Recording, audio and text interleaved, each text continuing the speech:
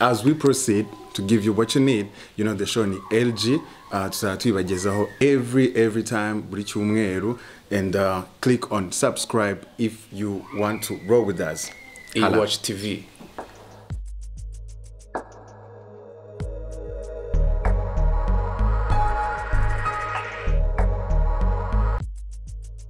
Iyi ni LG show kuri Watch TV. Je ni Alain Martial and Gary Dev.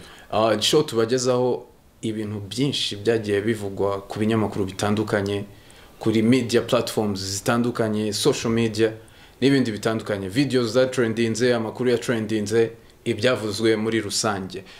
Kugira ngo ubone umunsi ku munsi ibyo tukugezaho, kora subscribe, like and share. Tubane. Yes, nkuko Alino abibabwiye, twebwe tuzatubahereza ama punchline, tuzatubahereza ibintu biri behind the scene, ibyo muzi murabizi, ariko hari ibindi bintu byinshi cyane mutazi tuzabagezaho. Peace. Life is good all the time. All the time. Life is good. LG show on Watch TV. Yeah. Coming up, giving you what you need. You know the show is LG show. Yeah, with Gary Dev and Alain Martial. Toi-même, tu sais. You know, that's wahala. So, nkuko twabemereye every show tuzatubahereza ama tips y'ibintu bishobora kugufasha mu buzima bwawe bwa buri munsi. So today we decided to give you 10 tips of how you can survive uri mu rugo, wowe wabuze akazi kubera COVID-19, wowe wavuye mu ishuri kubera COVID-19, wowe uri mu mujyi utari uwawe, ubuzima bwahagaze ukanirwa gutaha kubera COVID-19, uburyo wabasha kubyitwaramo, you know Alan. And then uga surviving muri bibe turimo. Yeah, number 1 dufite stay connected with the people. Stay connected with people. Bishatse ubyumva gute? Stay connected with the people. No kuvuga ngo gerageza ugumane wa mubano n'abantu. Yes. Wenda niki kintu cyaba gitumye bavuga gutyo, no kuvuga ngo kuri je numva ari kuvuga ngo kugira ngo utagira irungu, ngo witekerezeho cyane, utekereze ku bintu byawe gusa, goba uri connected n'abantu, abantu bashobora kugwa ama idea meza, kukurangira akazi gashyashya se, bashobora tips kuganiriza bakagufasha, bigatuma utigunga muri iyi minsi, ugasunika iminsi kuko ni cyiza bro. Yeah. Ni cyiza cyatuzuye kandi tugomba kwakira. Yeah. So nujya mu byo kwigunga, imbaraga zawe na immune system yawe ntabwo uzaba uri kwifasha, you not helping anything. Yes. Iya kabiri, talk about your worries. Do you talk about your worries? To who? You don't talk about your worries to everybody, but we all have, trusted people. We have some in the family, we have some friends we trust. Wanda uvuga ati uyu n'umuntu wanje, reka muganirize, ni my right die, reka mubwire, muganirize ukuntu ubuzima bungoye, ukuntu ubuzima bumeze, angira inama, ambwira icyo nakosora, ibyo nakwiga. Nubwo umuntu yaba nta kintu ari bugufashe, nta mafaranga ari buguhe, nta kaza guha, ntago ari buze ngo aguhe ibiryo n'iki, ako buriya iyo uganiriye ikibazo cyawe n'umuntu ukumva uzi neza ko kumva kandi agukunda, no kuvuga ngo omwe biragabanuka, your worries wumva ko ufatanyije ikibazo cyawe n'undi muntu akagutega amatwi akakumva, birafasha. Yeah. Number 3, what do we have on number 3? Support and help others. Support and help others. Fasha.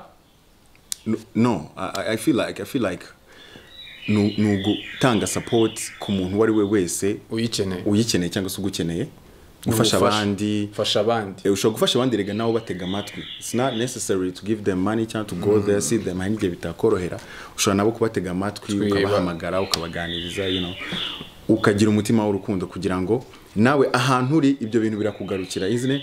Yes. Yeah. Number 4, we have feel prepared. Ugahora witeguye ibintu byose byakugwirira, witeguye buri munsi ahantu uri, aho ngaho wicaye mu rugo, nta kintu ufite cyo gukora muri iki gitondo, na nyuma ya saa sita nta gahunda ufite wapanze, uri kubona ibintu bimeze nabi, ariko nashaka kubwira ngo uramutse ubyutse ugafata breakfast yawe, ugasubira mu cyumba, ugasasa, ugatunganya hariya, ugapanga ukuntu umunsi wawe wejo cyangwa se uwo mugoroba uri bugende, nubwo nta kintu uri bukore, n'ahantu ugenda ukicara mu rupango hari hanze, ni plan biri. Yes, ushobora gukora plan nyinshi, hari plan nyinshi zo gukora muri iyi minsi twirinda COVID-19. Yeah. Number 5. Look after your body. That's number 5. Look after your body. That's something that I like and I love look after to do. Your body. Umva, icyo kintu nkigarukeho. Urabona akenshi abantu bafite depression, tumaze kubabona abantu bagira depression, iyo agize depression ntago arya ntasohoka mu nzu ntakaraba ntakora siporo nta kintu na kimwe kubera depression. Ariko mu bintu bya mbere nabonye bigaruka ku kintu kivura depression cyangwa se kumva utiyakira utameze neza, ikintu nabonye kigarukamo igihe cyose ni ugukora siporo. Ushobora kuvuga uti se ndakora siporo gute gym barazifunze? No, you know, you can wake up and do some push back, some jumping jacks. Yep. Some, you know. In fact, when ndabona zara nakuyobotse sinzi ibintu ukoresha. Yep, look after your body, wiyiteho, umenye ibyo urya, ibyo ufungura, siporo ukore, wiyiteho. Yeah. Use neza. Yeah. Twikomereze. Number 6. Stick to the facts. What do you think about that? Guma ku ntego. Ntutandukire. Before COVID-19 abantu bari bafite amaproje menshi, bari bafite intego ibyo bashaka kugeraho. COVID babivuyemo. 2020 yaraje aravuga ati n'ubundi uyu mwaka tubereye imfabusa babivaho. Abenshi muri iyi minsi they are buzzing, enjoying life, ni lockdown, spending their last money. In the meantime hari abandi bo bafashe uyu mwanya bawukoresha ibintu byinshi cyane barize barasoma ya basubiye inyuma bareba ibintu bagiye bakora uburyo bashaka n'ukuntu bakimprovinga mu buzima. That's something. Number 7. Stay on top of difficult things. Feelings or things? Feelings. Stay on top of difficult things. Yeah. Stay on top of difficult things. No kuguma hejuru y'ibibazo buri. No kuguma hejuru y'ibibazo ntibikurenge. You know? Ibibazo ntibikurenge, no kuvuga ngo iyo bakubwiye ugaca ku muntu kumva umuntu akubwira turi ya muntu ibibazo byaramurenze wumva iki? Aba yarasaze. Abatakiriwe no kuvuga ngo we ntaga bakiriwe kuko ibibazo byabaye byinshi yari yibagiwe. Asigaye agendera mu bibazo gusa. Byaba byiza yuko ibintu byose birunganira. Iyo uganirije umuntu ibibazo byawe birakugabanyiriza, iyo utembereye birakugabanyiriza, iyo uvugishije abantu birakugabanyiriza, ibyo byose iyo ukoze siporo birakugabanyiriza. Byibura niyo wagira ibibazo ariko ntibikujye hejuru, wowe hora uri hejuru yabyo, hora uri tayari anytime yo kuba wa grabbing an opportunity and jump on. Yeah. No things to enjoy. Do things you enjoy. Do things you enjoy. Yeah. Gukora ibintu wishimira ukunze. Ikintu kinini kitugora twe abanyarwanda usanga akenshi ukora ibintu bitagushimishije. Va ku kazi wiramanta, ukaza gasubira ejo wiramanta, ukarya wiramanta. Life kubera miserable. Yes. Muri aka kanya ufite umwanya uhagije. Niwe turi kubwira. Ufite umwanya uhagije, hari ibintu wakundaga gukora, maybe kureba filime, wabuze umwanya wo kureba filime, umuntu ukunda gukurikirana ibiganiro, ama TV shows, nkaya ngaya LG shows, ukaba ukunda gukurikirana se amakuru, gusoma ibitabo se, gukora siporo se, you know, ibyo byose ni ibintu ukunda ariko rero waraburi umwanya. Nagira ngo nkubwire ngo uprofite aka kanya ufite umwanya uhagije. Okay, ntago ari uguprofita kuko ni ibibazo bya bimuteye ariko ntago ari ibibazo gusa kuko twese tubirimo. No kuvuga ngo you try enjoying every little thing you do every day. Nta nibyo ufite utangira ubishakisha. Number 9, dufite focus on the future. On the present. No man, I am focusing on the present. I'm gonna stick to the future. Bro, what do you mean to the present? Let me tell you something, man. What are you doing tomorrow? Ejo uzakora iki? Ejo mfite amagahunda menshi, mfite plan yo kubona na The Kick kuri iWatch TV. Dufite shoot. Uri kumva mfite amaplan menshi, mfite kujya mu mujyi, hari ibintu arrangement ngomba gukorayo. No kuvuga ngo ntabwo nshobora kuba ndi gutekereza uyu munsi gusa. Reka rero nkubwire, ntabwo ushobora gutekereza future, udafite present. You need to fix your present before you think about the future. If you have a good present, nubyukana vibe, a positive vibe. Niba uri optimist, ufite future icyo gihe. Ariko rero niba udafite present, say what do you have? You have nothing. Ntabwo wambwira ngo ejo ngo ndapanga ikintu nzarya ejo ntafite ikintu ndi buryo uyu munsi present. We have to eat today. So that's so real. The LG show, Gary Dev. With Alino. Martial, toi-même, tu sais. Reka tuze kuri topic ya nyuma, point ya nyuma. Ariyo yitwa bavuze ngo look after your sleep. Abantu bafite insomni badasinzira. kudasinzira. Let me come back to this point, man. Ibyo bintu nabisomyeho cyane ko nigeze kugira icyo kibazo cyo kudasinzira igihe kirekire. Kudasinzira, iyo udasinzira usa nabi. Iyo udasinzira ntabwo utekereza neza. Iyo udasinzira ibintu byinshi utakora, you know. Umubiri wawe ntukora neza. Ufite na girlfriend wawe yabimenya kudasinzira muri iyo minsi kuko ntabwo byari. Girlfriend, what do you mean by girlfriend? Nako ufite umugore, I'm sorry. So ntabwo wakuba ku rugo neza. That's what you're trying to say. You need to have a good sleep. You need to sleep. You need to have a good sleep kugira ngo ibintu byose bigende neza. You know, have some rest. You know, ubwonko nibwo bukeneye kuruhuka. Rero ntabwo waruhukisha ubwonko utaryamye ahantu hatuje wenyine. You go somewhere, you sleep, you feel free. Kuko ubyuka icyo gihe umeze neza. So niba utabasha kugira ibitotsi, niki kintu wabwira ko batagira ibitotsi? Abantu biterwa n'ibintu byinshi. Abantu hari ibibazo, hari uburwayi, hari n'ibyishimo. Ibyishimo bikaba abantu bakunda show. Abo rero nta kibazo. Ntabwo tubitayeho abantu bishimye bo ntabwo tuzabagarukaho next time. Show ni LG Show, life is good, ni eWatch TV, kora subscribe. Alain Martial na Gary Dev. Mu nkuru zavuzwe cyane muri iki cyumweru mu Rwanda harimo umunsi wo kwibohora. Kwibohora 26, umunsi abanyarwanda bakiranye ibyishimo bikomeye nyuma yaho ingabo zaho zari za RPA zibohoreye u Rwanda zigahagarika ubwicanyi bwakorerwaga ubwoko bw'abatutsi ndetse zigacyura n'impunzi. Mu kwibohora Gary Dev, ukwibohora 26 nkawe nk'umunyarwanda ubitekerezaho iki? Kwibohora ku nshuro ya 26, ikintu nabivugaho nuko hari ibintu byinshi cyane tumaze kugeraho. Nukuvuga ngo iryo jambo kwibohora kuri twebwe turivuga turi na proud. You know, turi proud kwako twaribohoye dukurikije ibyo tumaze kugeraho, dukurikije uko ibintu byari bimeze mbere nuko bimeze ubu ngubu. Hari intambwe yatewe. Yes, much respect rero ku bantu bari babiri inyuma babigizemo uruhare, intwari zacu, abasirikare bakiriho, RPF inkotanyi ni ku mutima. Turi hano kubera abo. Yes sir. Mu kwibohora rero hari byinshi byagezweho in terms y'ubukungu, mu bukungu, mu ireme ry'uburezi, uburezi kuri bose, ubuvuzi n'ibikorwa remezo. Kigali salute, Iraq, we are proud. Yeah. Imihanda myiza, amavuriro, amashuri, ni byinshi twe nk'urubyiruko tugomba gusigasira kugira ngo ibyo twagezeho ejo n'ejo bundi hatazagira umuntu uza akadusubiza mu mateka mabi, tugahomba ibyo twari dufite, tugahomba n'ejo hazaza. Yes, tubanyuriyemo rero muri makeya. No kuvuga ngo uyu munsi ni umunsi umwe urenzeho ku kwibohora ari umunsi w'ejo.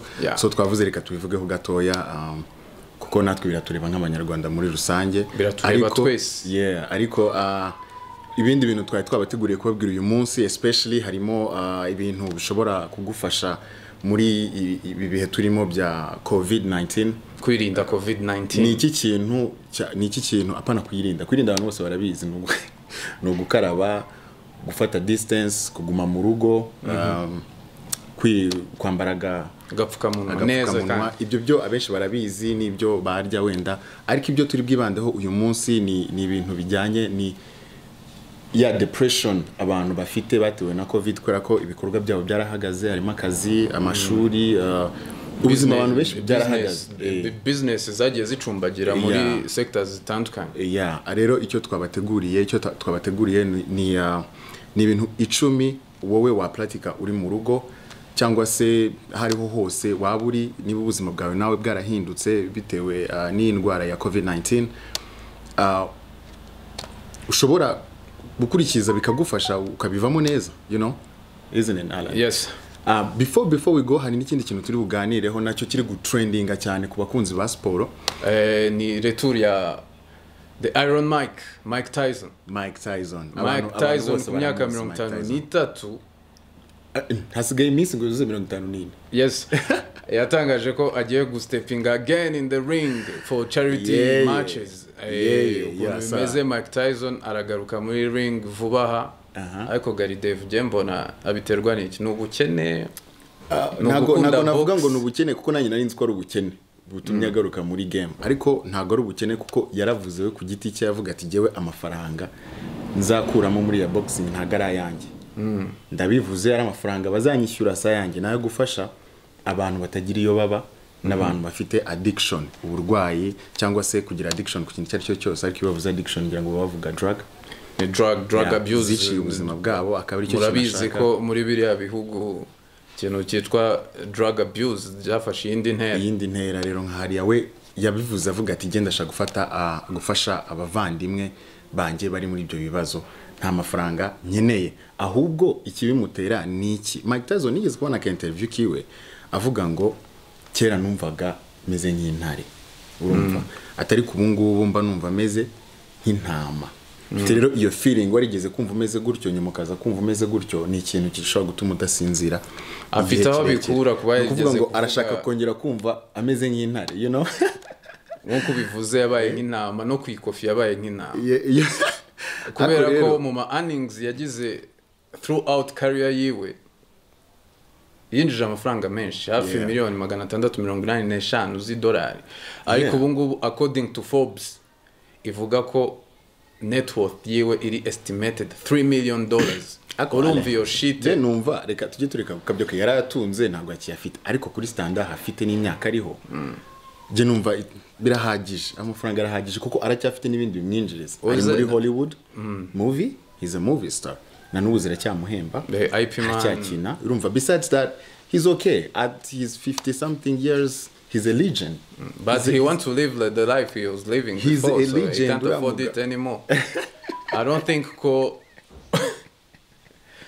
sintekereza ko kubijyanye n'ikofi yishimye anyway it is what it is ni kubuzima bumeze ejo buri hasi Imana ikagutumbagiza cyangwa ukaburi iyo mu bicu ikagushira hasi again mu zindi nkuru tubafitiye uyu munsi zavuzwe ari nk'inkuru y'umuhungu muri Congo ya trendinze on social medias kuri Instagram Facebook n'iki yaragiye umunsi umwe yumvise ko ebana kujya Burayi bimugoye wundi wagiye mu ndege aragenda yihisha muri moteri ya jet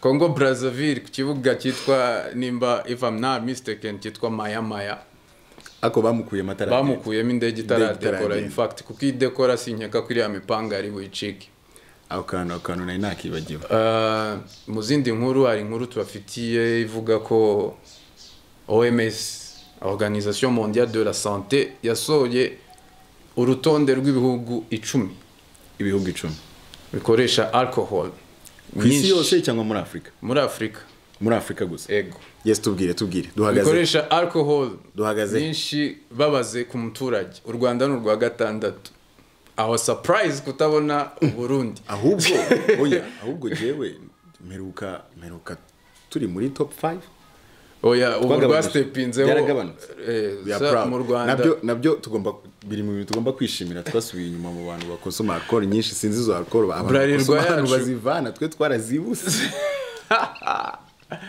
yes it is what it is ni LG Show Alain Martial and Gary David sasa hari akantu ngira ngo tukavugeho gatoya ni akantu mu mujyi wacu hano Kigali kitwa curfew saa 3 iriya saa 3 wenda turavugaho gatoya ku bantu bafite akazi bafite business runninga ziri hagati donc zibemerera kurenza amasaha cyangwa se nta muntu umwe wemerewe kurenza amasaha ariko bisaba ko byibura bageze mu masaha bashyizeho ya curfew nk'abantu bafite utubare ariko tubare ntituri gukora muri alimentation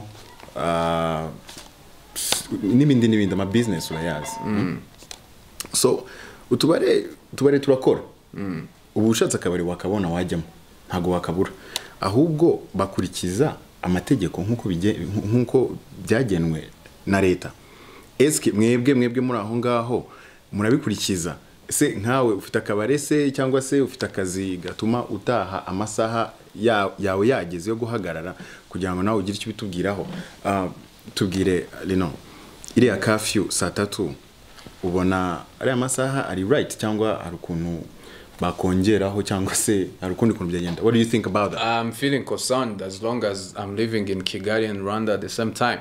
So iriya curfew je kintu nyibonaho hari abantu nkuko wari ubivuze wari ubikomejeho hari abantu bafite ubuzi butuma at least baclosinga za 2:00 bakajya kubara amafaranga bakoreye.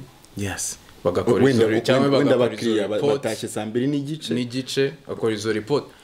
Ngiye ukuntu mbitekeza kandi abo bantu bose ntabwo bitwara n'abitwara ukuntu nabibonye mu mihanda imodoka ziba zigenda ku muvuduko uri hejuru cyane ku buryo bishobora gutera n'ibindi bibazo kugira ngo polisi itabafatira barashaka kubitinga time. Yeah.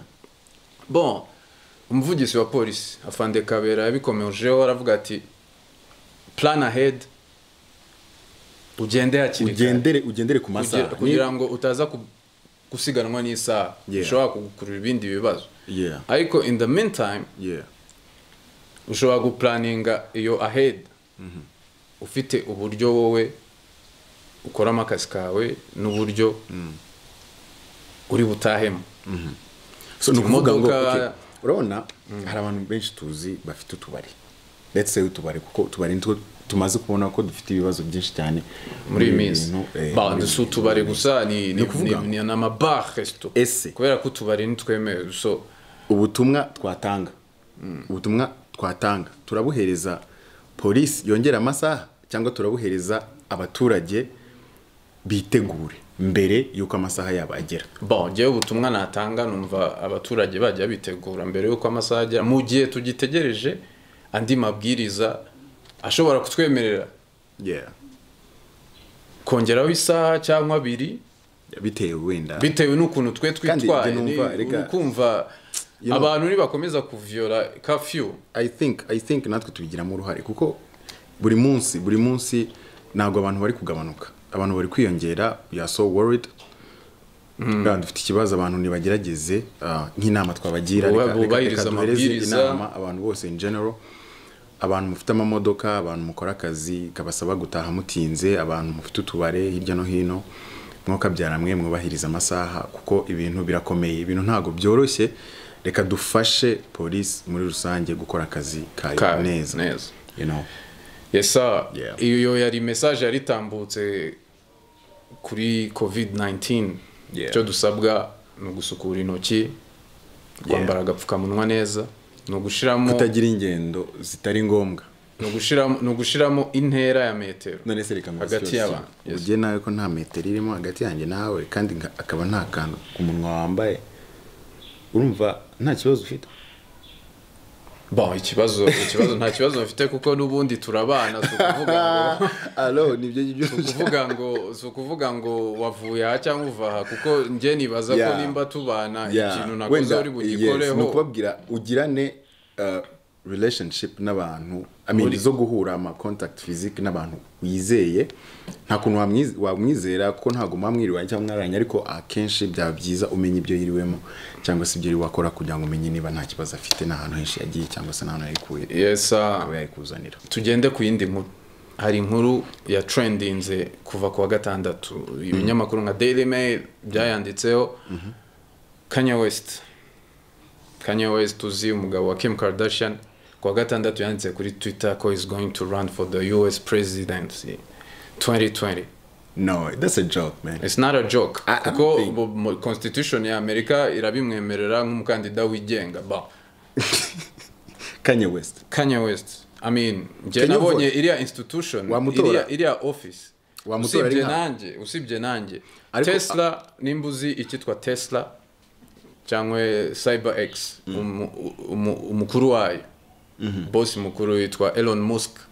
Numwe mu babiliyone yabinjije amafaranga menshi. In fact, Kanye West nawe uyu mwaka Forbes yamushize ku rutonde rw'abantu binjije agatubutse ababiliyone. Patron wa Tesla Elon Musk yahise tweetinga back aramuga ati ndagushyigikiye 100%. Good. Noneho nkawe nkuko numuzi, bari abantu ntago twavuga ngo turabazi in person, but we know them because we follow them. N'abantu wabyemera wabyanga ugomba kumenya amakuru yabo, isn't it? Nukuvuga ngo ari nkawe, let me ask you one question. Ari nkawe in USA uri mu citizen.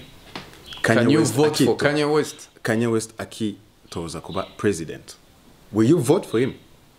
I mean, people voted for Trump, no, so true. I wouldn't blame them if they vote for Kanye West. I will vote for him, absolutely. I think he can do better than Trump. Instead of Trump, of course, because first he's black and your ass is black too. I will vote for him as well. But ntago rwose na Kanye West wawe president. Ntabwo afitinga muri office. Nah. So you call him nakomeze recording jire afite umugore mwiza ku isi, so I think he's okay. He can be a president. Je nkeka ko uyu muntu abonye amafaranga afite na power, so kuva rero sigaye ashobora kumuhamagara kuri table ya billion akicarana na Elon Musk, akicarana na Bill Gates, akicarana na arigara billion benshi badakora show out there. Yeah. Muri make nuko bimeze, gusa Kim ntabwo yigeze abyishimira. Yahise avuga ati reba ukuntu Melania Trump bamutreatinga compared to me. Umunsi nzaba nabaye first lady, ya mafoto yo nawe murabaza bamukurikira bajya bayashiraho comments zitandukanye. Yeah. Iyi show ni LG show. Yeah. And we still on. Kugira ngo ubone umunsi ku munsi ibyo tukugezaho, kora subscribe, like and share tubane. Yes, nkuko Alino abibabwiye, twebwe tuzatubahereza ama punchline, tuzatubahereza ibintu biri behind the scene, ibyo muzi murabizi, ariko hari ibindi bintu byinshi cyane mutazi tuzabagezaho. Peace. Life is good all the time. All the time. Life is good. LG show on Eworld TV. Yeah.